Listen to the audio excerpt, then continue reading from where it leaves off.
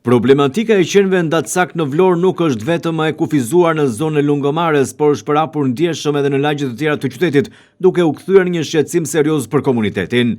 Një ndër zonat më të prekura është lagja Çole, ku banorët raportojnë një rritje të ndjeshme të numrit të qenëve të rrugës, të cilët lëvizin në tufa dhe po përbën një rrezik të drejtë për sigurinë dhe shëndetin publik. Sipas vetë qytetarëve të kontaktuar nga televizioni 6+1 Vlora, situata është përkeqësuar ndjeshëm në kohët e fundit, sikundër po ndiqni edhe nga pamjet e filmuara këtë të premte.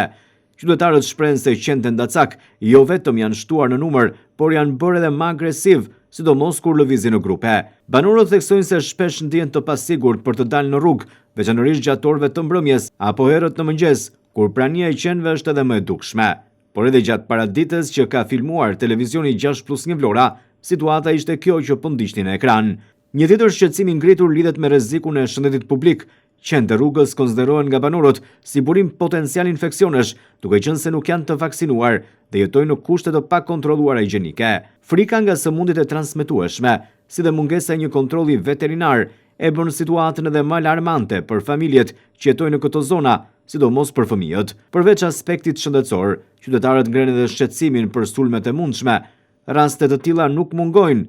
Kujtojmë incidentin e ndodhur në Lungomare, vetëm pak ditë më parë, ku një qen sulmoi një vajzë të mitur, duke shkaktuar panik dhe reagime të forta në opinionin publik. Megjithatë, sipas banorëve, edhe pas këtij rasti, nuk janë ndërmarrë masa konkrete për të parandaluar përsëritjen e ngjarjeve të tilla. Aktualisht situata bëhet edhe më e vështirë për shkak se kjo periudhë përkon me sezonin e shumimit të qenëve. Kjo situatë sjell rritje të mëtejshme të popullatës së tyre dhe si pasojë shton edhe më shumë praninë nëpër lagjet e qytetit.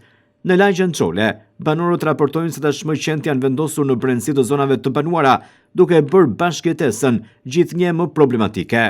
Qytetarët kërkojnë ndërhyrje të menjëhershme nga institucionet përgjegjëse dhe konkretisht nga Bashkia e Vlorës. Ata theksojnë nevojën për masa konkrete, si për kapjen dhe sterilizimin e qenëve ndatsak, vaksinimin e tyre dhe krijimin e hapësirave të posaçme për strehimin e tyre. Sipas banorëve, vetëm nëpërmjet një plani të mirë organizuar mund të vihet në kontroll kjo situatë, duke garantuar njëkohësisht sigurinë e qytetarëve dhe trajtimin human të kafshëve njëkohësisht.